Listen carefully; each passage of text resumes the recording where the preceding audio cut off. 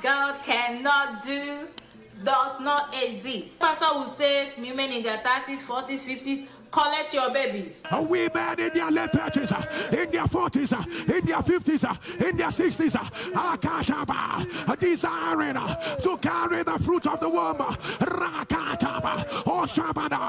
I announce, carry your babies. I collected. And then he would say, there was this time he said, collect twins. I collected. I was told that I can no longer get pregnant, that it's not possible, that my hormones are low.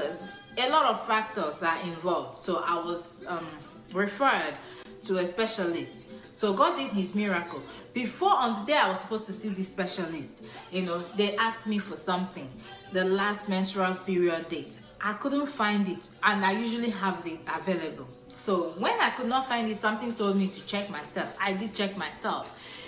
It turned positive. Then I ran to my OBGYN and I told him that the person you referred me to, I couldn't go there because of this reason.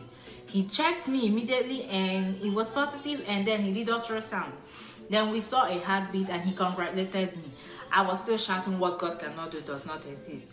So when I wanted to leave the office, then the nurse that was doing a chaperone for him, chaperone, someone to witness, that whatever he is doing, there's no foul play or anything. So the nurse whispered to him and he asked me to please come back and lie down back. I went and he said, we want to check you again. They are sorry. I said, no problem. They checked me again. He said, we missed a heartbeat. So now there are 2 sacs and there are 2 heartbeats. How will you shout? Oh, I shouted, Roy, the God that sees me. Doctor was like, oh wow, what is that? I said, Error is my God. He sees me, he knows me, and he is the one that is doing this. Doctor Shebi, you say I cannot have babies, that the hormone is low. What happened? The doctor was like, I don't know. You say you have a God, and he did miracle. I said, yes. He's an Indian doctor. I said, God has done my miracle. So we went on.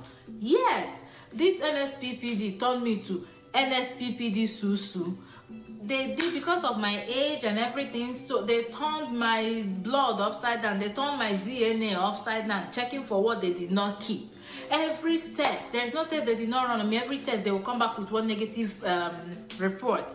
And I will cancel it. I will reject it. The ultrasound doctor would say that one of the babies was not growing, that I had to get the babies out early. I said, you did not put this baby and you cannot take this baby out.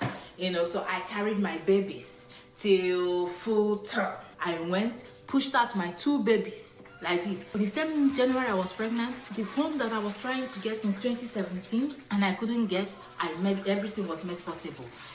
All the builders, they accepted me. I was approved while I was pregnant, going to school to finish my program. They were building my house. Everything finished at the same time. What God cannot do does not exist. To crown it all, a few weeks ago, I was carrying all my babies in the car. I went for a condolence visit. On my way back, my car started overheating. The car was so bad that I was saying, oh, Ed. I was saying my Ed prayer. Me and my children, we were screaming. We were on top of the bridge. I could not stop. It was a 6 lane, It was a 6 lane. I cannot stop anywhere. The big trucks, they were moving. When I tried to stop, it was dangerous. Before you knew it, after I said my OS prayer, God turned down that temperature thing. It went down. I said, oh, it has normalized. I took this car. I drove home. By the time I get to my street, the car locked up. And me and my children, we came out. Immediately we came out, the car went up in smokes and flames. I cannot thank God enough. What God cannot do does not exist. NSPPD, celebrate our God. Celebrate. Celebrate.